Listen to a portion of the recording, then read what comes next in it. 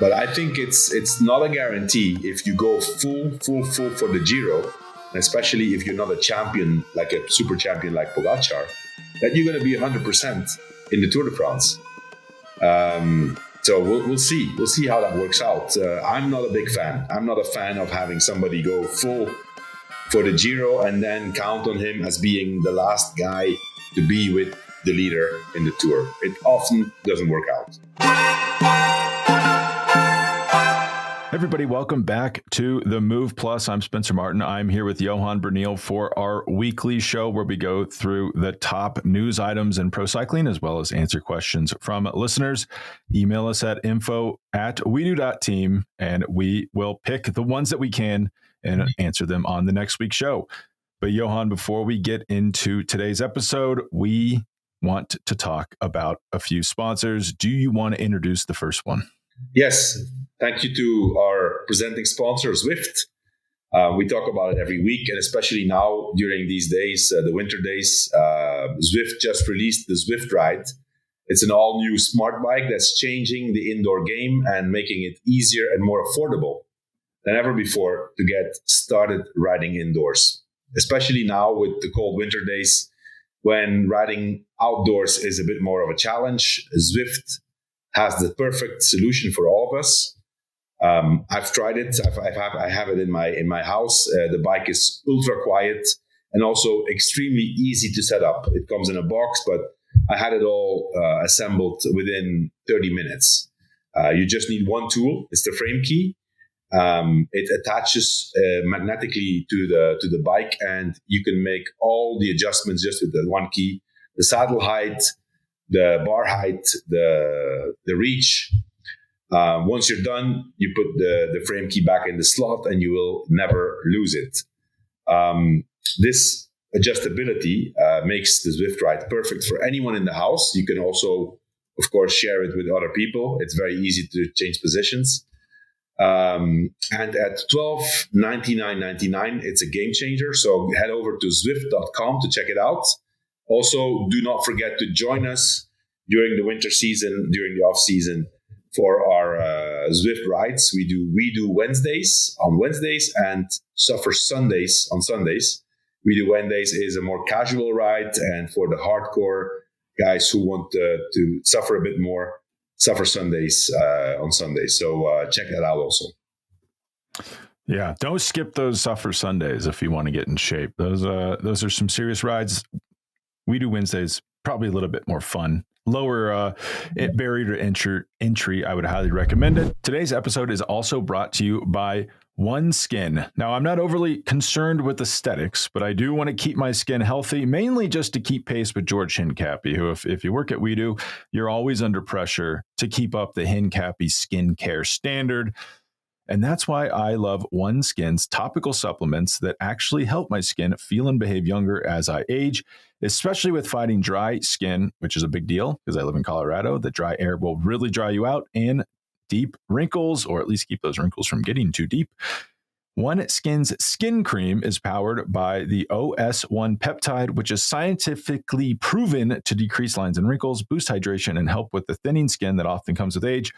Don't take my word for it. They've got over 4,000 five-star reviews for their full line of face, body, sun, and travel-sized products. That's actually a big deal. If you can get travel-sized sunscreen and skincare products, buy it, because you're going to need it, because you're going to be packing for a trip thinking, man, I really wish I could get these in my carry-on so I don't have to check a bag.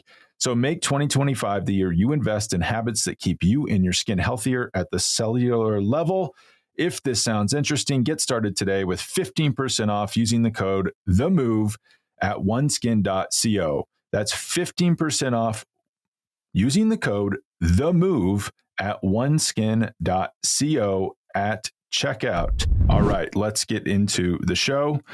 Johan, the Giro d'Italia route came out earlier this week. Finally, we weren't sure if that was ever going to happen, but you were devastated when it came out because it only has 42 kilometers of time trialing. This is the Giro. Oddly, you think of it as being the Grand Tour that's like all about the mountains and all about climbing, and it does produce climber winners quite often, but it's the Grand Tour that's had the most time trial kilometers, individual time trial kilometers on average over the last few years. So a little shocking to see it that low. But also, I don't know how it compares to the other, but I think they're still they have more time trial kilometers than the Tour.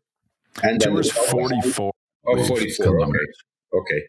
Okay. Well, it's now more than the Vuelta, though. Now the total of the 3 Grand Tours, the time trial kilometers, is what in the 80s and 90s was the time trial kilometers of one tour. I remember I did my first tour in 1990, and I do remember we had a team time trial of, I don't remember, 30 something kilometers, and then we had a time trial of 70 something kilometers and one of close to 60 kilometers, which was 150 kilometers total time trial. So yeah, I mean, it's the tendency, less time trial kilometers. I don't think it changes much. The best GC riders are also the best time trialists. And in between them and amongst themselves, they don't lose that much time. If we look back to, for example, the last Tour de France, we saw the difference between in the first time trial, a flat time trial between Jonas and Tadej was 15 seconds in the first time trial. So the last time trial was more of a climbing time trial, and that's of course the physical fitness that's a priority over time trial skills. But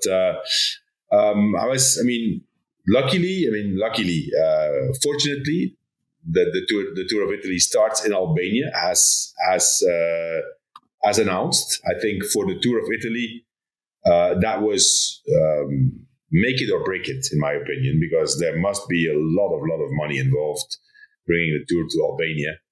I don't exactly. And that was actually also the reason why it was delayed, because there must have been some problems, and finally they came to an agreement or a new agreement. I don't know. Logistically, it's not that bad because Albania is close to Italy, but still, it's strange to see these Grand Tours go to these places. I mean, it's the second time in the last 4 or 5 years, because a few years ago they started in Hungary. Yeah, well, Hungary, and then I feel like the foreign start is becoming more and more common in professional cycling. I mean, the reason this is, we should say, is money. They got paid allegedly 7 million euros to have 3 stages in Hungary, paid by the Hungarian government. Pretty good deal for the Giro. It is a little funny when they do it over and over and over again, like with the Vuelta starting in Torino. It's like, I feel like we were just in Torino for both the Giro and the Tour. Like, what, it all kind of melds together in your mind. But someone explained it to me, like locally, at least for insiders, are quite positive. There's support for them, because if you think about going to these towns in France and demanding, I don't know, $600,000 for a stage finish, you can only harvest your own town so much. Yeah. So this is like crop rotation. Like, you go abroad and get a bunch of money to supplement the race back at home, which is the theory behind them. It also gives you, oddly, a third rest day, which I'm surprised they're doing. They start the race on a Friday. The Monday is a rest day. So it elongates the race slightly, but then gives it an extra rest day, which adds like an odd rhythm to them. I'm also surprised, Johan, these are not like nothing stages in Hungary. Usually, like if you remember the Israel foreign start, it was like nothing really happened GC wise except the Christian crash and the time trial. But it's hilly stage to start, pretty hard time trial, stage 2, a hilly stage on stage 3. First sprint stage is not until stage 4 back in Italy. Yeah. Yeah, well, that extra rest day is usually because of logistics, because you have to move the whole caravan, and especially for the staff and all the cars, the buses, the trucks. That's why they impose an extra rest day. But it's not a rest day; it's a travel day, so you don't rest much. Yeah, I assume they have to ship I don't really know how they're going to do that. Put everything on a ferry or drive it up through the Balkans. That seems difficult. It also goes to Slovenia on stage 14. Unfortunately, not like good. There's would be fantastic stages you could do in Slovenia. They're not doing that. They're just kind of popping over the border. But one of the big contenders, I'd assume, for the Giro. And as you say, the time trial kilometers, it's a bit of a nothing burger most of the time, because like I'm even just looking at stage 7 of the Tour last year, which was one of the more traditional time trials you could have. Remco's flying, wins. He's 12 seconds up on Pogačar. And then Jonas, who had a bad day, is 37 seconds back. But Remco just, he's going to surrender that time anyway on the climbs. Like they're all equally good almost in the time trials. And then just however they are on the climbs is how they are in the time trials, with Remco having a slight advantage. So even if you had 100 Ks of time trial, it probably would matter. But in this Giro, I'd assume the big favorite will be Primož Roglič. And then Visma Lisa Bike's going to come with Simon Yates. If there was a bunch of time trials, Simon Yates would be penalized, I have to assume. I mean, you get a funny thing where these climbers are getting better and better at limiting their losses in the time trials. So it depends, Spencer, because let's not forget Simon Yates, when the Giro started in Hungary, Simon Yates won the time trial. I remember. I think that was one of our first episodes of Outcomes. Yeah. Primož is obviously the favorite. Simon Yates for Visma, and also Adam Yates for UAE. So both of the Yates brothers raced the Giro as a personal goal, and then have committed to being a super domestique in the Tour de France. I still think it's a bit risky. Having in mind the importance of the Tour, I would personally prefer to have my Tour de France team as fresh as possible. I've seen many times that guys, of course, they need to also manage the ambitions of these guys, and it's only logical that they also want results, right? Riders like Yates and the both Yates brothers. Ayuso is also one of the guys who goes to the Giro. But I think it's not a guarantee if you go full for the Giro, especially if you're not a champion, like a super champion like Pogačar, that you're going to be 100% in the Tour de France. So we'll see. We'll see how that works out. I'm not a big fan. I'm not a fan of having somebody go full for the Giro and then count on him as being the last guy to be with the leader in the Tour. It often doesn't work out. Yeah, I guess the counterpoint would be, is it an insurance policy? Because I assume both Visma and UAE will not win the Tour de France. One of those teams will lose the Tour. So you need to win a Grand Tour. If you're a team of that level, you can't just punt one. I mean, Visma essentially punted the Giro last year. It would probably feel a lot better if they had a Giro win under their belt heading into the Tour. Yeah. Or is Primož just going to destroy them all, and why even try? But well, I mean, listen, Primož is he's shown that except the Tour de France, and the Giro and the Vuelta, he's pretty damn good. And he has a strong team too. But no, I mean, you're right. I mean, they need to make sure that, especially Visma needs to make sure that they can't gamble everything on the Tour.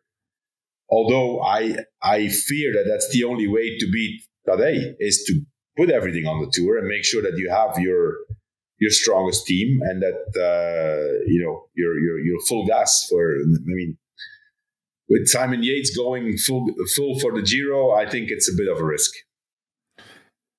Yeah, and you're definitely not wrong. I mean, I'm having a hard time remember who it was, but I feel like we saw this last year with teams that tried to straddle this, and then they had riders slightly out of form at the Tour. It is notable that Matteo Jorgensen not going to the Giro. Same thing with, is Sepp Kuss going to the Giro? No. So, I mean, that's the powder they're keeping dry for the Tour. And Matteo, it sounds like, if you listen to his interviews, in the early part of this year, and in this guy, he does not say stuff just to say it. Sounds like he's pretty serious about his Grand Tour ambitions going forward. So I'd imagine that he might even be the guy that they're counting on to offer the most support to Vindigo in the mountains. Well, I mean, he was there last year. He was, and I think the last week he was probably in the 5 strongest riders of the whole Tour de France. So I would assume that with some more experience, some more ambition, now being completely used to his new team, he will still improve. So yeah, I mean, normally, Visma's going to have a great team for the Tour de France. I'm a bit surprised, that changing topics, moving away from the Giro. I'm a bit surprised that Visma, for example, as a team, they have already announced their 8 riders for the Tour, like firmly, and other teams are doing that too. And I find it a bit strange because so much can happen between now and the Tour de France, and the fact that Visma has announced their 8 riders, and I looked over the list. I mean, of course, they have a super strong team. But one thing came to mind is that Dylan van Baarle is not selected for the Tour de France on Visma Lease bike.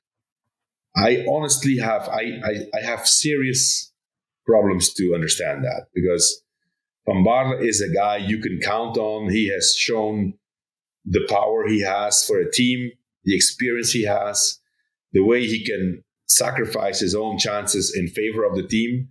I've seen him do things in the Tour de France when Jonas won the Tour. You say, wow, when he was riding, it was 25 riders left. You could use him for the flat stages. They reportedly have replaced him with Victor Kampenaerts, who's new to the team. I don't think Kampenaerts is of the level of Van Baarle as a cyclist. He's a good rider, but he's not the quality of Van Baarle, not even close. So I'm a bit surprised that so early on that you could have an idea. But what I would do is I would say, okay, these are the 12 or 14 riders that are candidates for the Tour de France, and we'll make a decision as the season progresses. Because now what they do is they already say to Van Baarle, okay, you're not going to the Tour. He has to be disappointed. Then if something happens and they have to call him up later, it's gonna take a mental switch for him to get ready. I mean, he's a professional. He's probably gonna get ready, but I find it too early to say these are my 8 riders for the Tour. And hey, by the way, you Van Baarle, you're not going. The explanation also is that a guy like Kampenaerts, for example, he has the same frame size as Jonas. Obviously, Van Baarle does not, right? We've seen in last year's Tour that Tratnik was there on the gravel stage and basically saved the situation for Jonas because he could use his bike. But then I've looked, and I said, Jonas is 175. Kampenaerts is 173, and Simon Yates is 172. Simon Yates is going to be around Jonas all the time. When the car cannot get there, Simon Yates is going to be there. So I think that's. I'm surprised. I'm surprised that Kampenaerts has not shown yet, not proven yet, that he can be of the value of a Van Baarle in a team that has a leader and a candidate Tour de France winner like Jonas Vingegaard. He's been on Lotto. He's done a great job. He's won the stage. But being in Lotto and being, I listened to an interview of Kampenaerts, and he's always funny in his interviews. And he said, they've asked me, to set the tempo on the medium mountain stages. It's me pulling. It's the whole team behind me and the peloton single file behind. And Jonas is going to be in 3rd or 4th position. And I'll be there with Jonas unless it's steeper than 10%. And I thought by myself, dude, what have you been smoking? It's like, okay, you're a good rider, but you're not that good, So unless they know something I don't know, but I think it's a risk. I just don't understand it. I could let's say it's a week before the Tour, and you make the decision. Like Kampenaerts is flying, Dylan's struggling. Kampenaerts. I also wonder if there's some not harebrained, but just complex theory at Visma. Like Victor can be on the front, Jonas is behind him. the profile of both of them are so low that Jonas can draft off Victor, but no one can draft off Jonas, and we're punishing everybody. Maybe that's a consideration, but still, that's very far-fetched.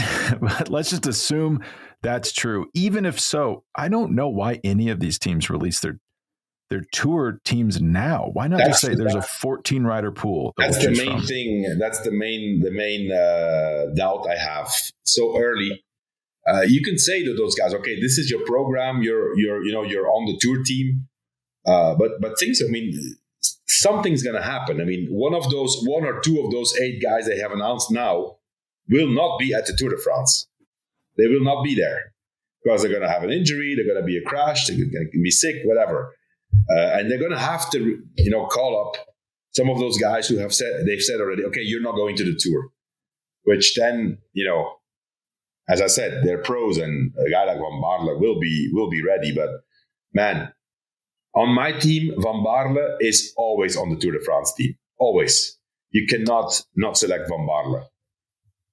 Did you tell George that he George was like, I'm going to be on the team, right? And you're like, I don't know, George. We'll see how you perform. So not even George Hincapie. It's never been in question. There were a few guys. I mean, anyway, things have changed, but there were just some guys that you knew that they were going to be ready. They had the experience. They knew how the train works, how the machine works in the race. They didn't need much direction or instructions. Like Eki, for example. Eki, George, Paternos, Chechu Rubiera, Acevedo. These guys were machines, But anyways, I always tried to have at least 12. And back then it was still 9 riders. 12 riders before the season. I said, okay, you are a candidate for the Tour de France team. Yeah. I don't get why people do that. I'm thinking about Dylan Van Baarle. I'm looking at his results. I thought when he was on Team Sky Ineos, before Wout van Aert really came to the road, I thought he was the most valuable domestique in the sport because he could work in the mountains, work on the flats. Outside of that, he's had very good personal results. I think it was remember the Leuven World Championships on the road, almost wins the thing. I forgot he won the Dutch National Championships in 2023, won Omloop, had a bad year last year. Is it possible? He won Paris-Roubaix. He was second in the Tour of Flanders. Yeah. That was in the same year, right? 2022. Yeah. And is it possible Visma's just lost confidence in him? I don't know. This whole thing is kind of strange. I think he had a few accidents, but he. So I don't know. There's probably something we don't know, right? I think his contract ends also at the end of this year, so I don't know if that's in the game. If he, if they want to renew him, or if he doesn't want to renew, I would think that he wants to renew because his partner just came to Visma, for Pauline Ferrand-Prévot. So I think he wants to stay there too. But anyways, it's just a guessing game. I would not have said to Van Baarle, you're not going to the Tour. That's my main point.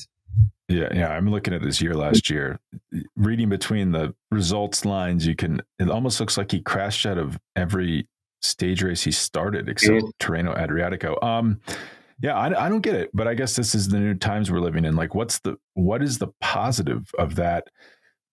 But yeah, back to the Giro before we move on from that. Wout van Aert starting the Giro. Mm-hmm. I guess this is also another, question mark of like, well, I guess you hope he's fine and then he's good for the Tour because he's going to be important for the Tour. But a star like Van Aert, you have to let him race for himself. I assume he's going for stage wins and the points jersey. You told me this before that we recorded. I was kind of shocked. Mads Pedersen going to the Giro, not going to the Tour, trying to win the points jersey at the Giro and the Vuelta. Jonathan Milan going to the Tour for Little Trek. I mean, I kind of see the I understand that. I understand that. And also, I think, Pedersen will probably also, he's done the Tour. It will be the first time since 2019 that he's not doing the Tour de France next year. it's probably also, I mean, this is not like just a team decision. I think it's, in conversation with Pedersen and with Milan. Pedersen has said that he wants to do the Giro and the Vuelta and go 2 times for the points jersey, which, I think it's good because the Giro, you can do the Giro just after the classics. And then since this year, the World Championships are too hard for Mats Pedersen. He'll skip the Tour and then do the Vuelta, and so yeah. I mean, I like the fact that Milan goes to the Tour because he's super fast. He's very strong. Let's not forget. He's not just a sprinter. He broke the world record in the 4-kilometer pursuit. And is world champion. So he's a super strong rider. I mean, he must be near 90 kilos and he climbs really well, which tells you he is putting out a lot of power.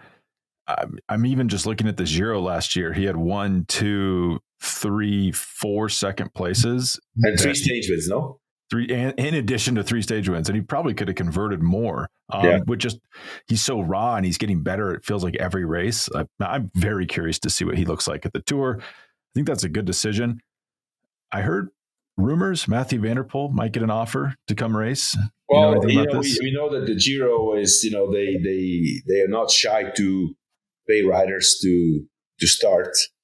Wout was supposed to start last year. Of course, he crashed, he couldn't race.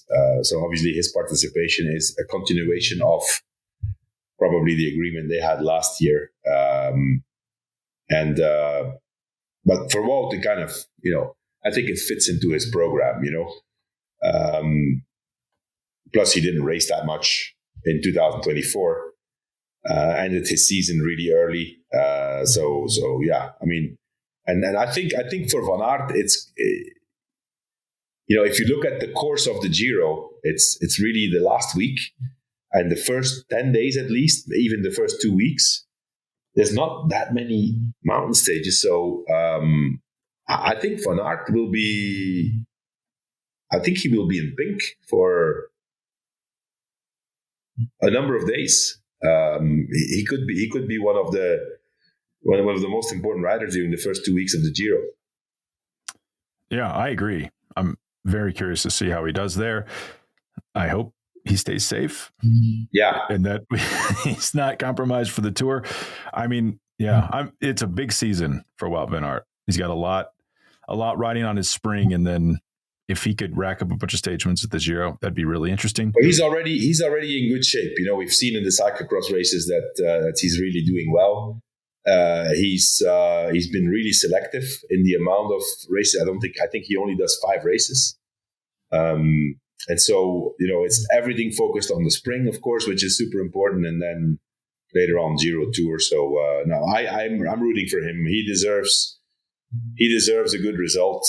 He deserves a big win, because, he has it in him and he had so much bad luck already that I'm really rooting for him. Today's episode is also brought to you by Bicycle, the largest global marketplace for pre-owned bikes. That's BUYCYCLE.com. Bicycle, with over 20,000 pre-owned road, gravel, mountain, and triathlon bikes available on the platform. Bicycle connects buyers and sellers on a global scale, making the process of buying and selling bikes safe and convenient for both buyers and sellers. They pride themselves on easy shipping, fast and safe payments, top-rated customer service, and a huge selection of great brands at great prices. Find the perfect bike for your dreams, size, and budget. Additionally, when you sell a bike on Bicycle, and you're probably thinking, oh, okay, right, so I got a garage full of bikes. Okay, in theory, I can sell them. That's great. But how am I going to ship them? This sounds like a pain in the butt. Well, Bicycle provides a bike box shipped directly to your door and coordinates pickup from a courier at a time that's convenient for your schedule.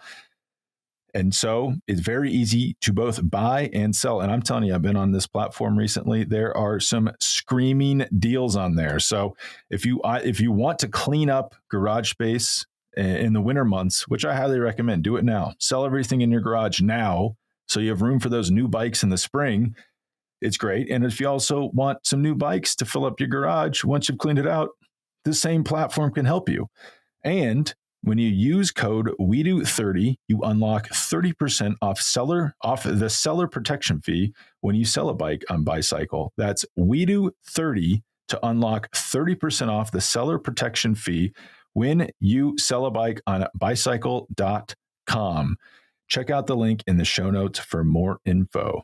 All right, let's get back to the episode. Do we want to talk about Tadej Pogačar, Jonas Vingegaard, not racing the Giro? I would be shocked if Tadej Pogačar shows up and defends his Giro title. It doesn't seem like that's going to fit into his schedule. But both him and Jonas, I'm surprised this has happened, have announced they're going to do the Tour de France and the Vuelta a España. Yeah. That this is if let's imagine that this happens, that they both have clean seasons, they get through, they're not injured. Presumably one of those will win the Tour, which feels really hard to do. Like you just win the Tour, and then Chris Froome's one of the only riders I've ever seen do this. Like I just won the Tour, I'm going to go race the Vuelta. Mentally, got to be pretty tough. But this could be like one of the best Vueltas in modern history if both those guys are going against each other. And presumably Primož Roglič there trying to break the record for most overall wins. No. Primož is doing the Giro and the Tour. Yeah. That's kind of interesting. Wait, didn't he say that he's not doing any race? But his team wants him to do the Tour. Yeah, I guess when you're the highest paid rider on the team, you kind of have to go to the Tour. But yeah, will be really interesting if they're both there. It does make it, you start to wonder about someone like Matteo Jorgensen. Like I just heard a prediction from a pro rider of like Matteo will podium at a Grand Tour this year. And like, it's something that sounds correct, but if he's not doing the Giro, that means he's going to have to podium behind Jonas and Tadej at either the Tour or the Vuelta. Like it really starts to squeeze the opportunity, not just Matteo, but other riders of that level. It really starts to squeeze their opportunities for Grand Tour results. Yeah. Well, I think at this point, Spencer, they both said they're doing the Vuelta or they're thinking about it, but you know what? I mean, it really depends on how the season goes. The Vuelta is so far away that you can have it on you can say, okay, I'm focusing on the Vuelta and that's my main goal.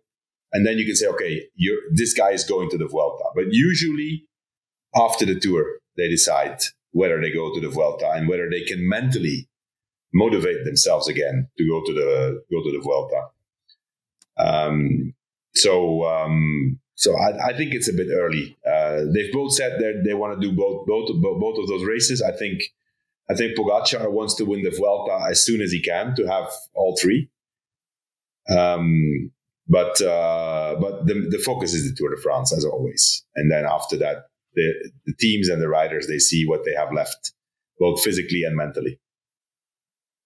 Yeah, I mean, it's like so ridiculous. Even I'm hesitant to even talk about start lists at this point of the year, especially with the Vuelta, because every year it just turns into like, well, who had a disappointing season, who crashed and is now healthy. Like it really is a dynamic situation. It's hard just to sit around and try to guess who is going to be at what race. But before we get into questions, do you want to talk about Ineos real quick? We've been talking about them a lot the last few weeks, months, but something that caught my eye, I was just reading a business publication, and it was talking about Jim Ratcliffe, the owner of Ineos, the business, and then also the owner of like the individual Ineos sports properties in their portfolio. So like Manchester United, the Nice football team, part owner of the Mercedes F1 team, owner of the Ineos cycling team. So Ratcliffe put up a lot of money to buy Manchester United.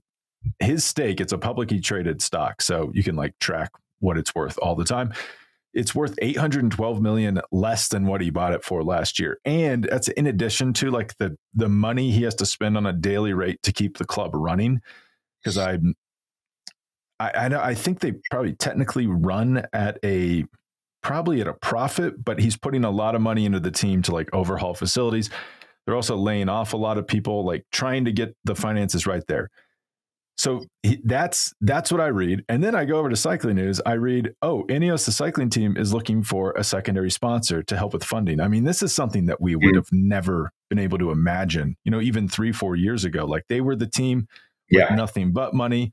They never had to have sponsors. They had the cleanest jerseys in the peloton because they were owned by Sky, the company, then by Jim Ratcliffe, who was a very wealthy individual. But when people like that start to feel the burn in their businesses and then their other sports portfolios, and they're trying to figure out which sports property do I put most of my money into, I'm a little concerned about the cycling team, Johan, after reading this news. Yeah, me too. It just indicates that, what we've been saying. I think that the real big motivation of the guy who's funding the team is not there. I'm foreseeing a different scenario because, finding a second sponsor at that level, if it's true that they've been putting in 50 million, it's probably reduced a little bit now, but it's still going to be close to 40 million. If you want a second sponsor, that means it's going to be 15 or 20 million to be back to being a super team. Now, if there's a sponsor of 15 to 20 million, you can be a title sponsor of almost any other team. Well, what do you think Little's paying? Little is paying a lot of money. 20 million, you think? Probably, or more. But they're better. This is the kicker. They're better than Ineos. Yeah, well, that's what I'm saying. It's like if a company has that kind of budget available, then, and you want to go into cycling, you're going to look at other options, and you're going to have a lot of people who want to be associated with you. So finding a second sponsor for Ineos is not going to be easy, assuming that Ineos wants to stay the main sponsor and the main name. It's also, I guess it's possible too that you could imagine them stripping it down to the studs. So let's say it might have been more than 50 million at its peak. But once you get Bruyneel's contract off the books, get Geraint Thomas off the books, Tom Pidcock's gone. Like, basically, there was always stories where it'd be like half the tour team makes more than €1 million a year or £1 million a year, which at the time was a lot of money. But you could probably get rid of almost every expensive contract they have, like ultra expensive, and not lose that much. Like, at some point, but you're going to have riders who win races. I mean, do they currently? No, they don't. They don't. Yeah. But honestly, I see a different scenario, Spencer. I think what they're going to try to do is keep the team running and try to sell it to someone else. Yeah, I mean, honestly, XDS would have been the perfect buyer. Yeah, I think the Chinese guys, they made the wrong choice. Yeah, they're not going to be in the World Tour for the next 3 years. No. And then it's still to be seen if after these 3 years, then every year Astana or XDS Astana will need to be in the top 2 of the second division to have the rights to participate. That's not guaranteed either. The first year is guaranteed, but the second year it's not. So and then to get back into the World Tour, they're going to have to make some serious investments. So I think they chose the wrong team. But when I'm saying this, I'm not a neutral party. So, but I'm just still going to say it. They chose the wrong team. I don't know if many people, like even neutral parties, like poll someone, hey, would you rather own Astana or Ineos? They probably would pick the Ineos outfit to purchase. It really, I think they'll. I mean, there's complications in reality, but if they just leaned into like, we're going to be the British team, let's get Stevie Williams, let's get Oscar Onley, let's get Ethan Hayter, like that would be a pretty good team. And those guys aren't huge money riders, but yeah, I don't know. I think they've just had a lot of mission drift in the last few years. Like you want to win the biggest races, so you sign expensive riders who can compete with the best riders, and then you kind of they feel like they've just drifted away from their identity a little bit. Yeah, I agree. So let's get into a few questions before we go. Again, info@wedo.team if you want yours read. This one is from Paul Nichols, and apologies, Paul, I'm going to paraphrase your question. But Johan, Paul is asking if he remembers you back in the day drinking Fanta after tour stages. I also remember seeing this. And he is asking, what was the deal with that? I don't recall Fanta being a sponsor. Was Fanta the go-to drink back then, or is my memory skewed? And to add a question on top of this question, if you guys were drinking Fanta back then, what is this red drink everyone is drinking now after the races? Yeah. Fanta, I can't really remember. It was the go-to drink. I would just assume it's a soft drink that just, the guys just probably enters better than Coke. You want something sugary straight after the race. Or back then, at least, there wasn't much science behind it other than something fresh and something sugary. Some guys seem to like Fanta better than Coke. But I can't really remember if that was the go-to drink. So I can't answer that. What they're drinking now, the red drink, the red mixture, whatever it is, I've been told it's cherry juice. It's cherry extract. Some call it tart cherry or cherry tart or whatever. It's apparently it has antioxidant properties, and in the recovery process straight after the effort, it seems to be very beneficial. So that's all I know. I've never. Back in the days, we've never used that. It was not there yet, but now it seems that that's the go-to drink straight after the finish, together with ketones, by the way. Ketones, almost every rider, straight after the effort, straight at the finish, they have a shot of ketones. Ketone IQ.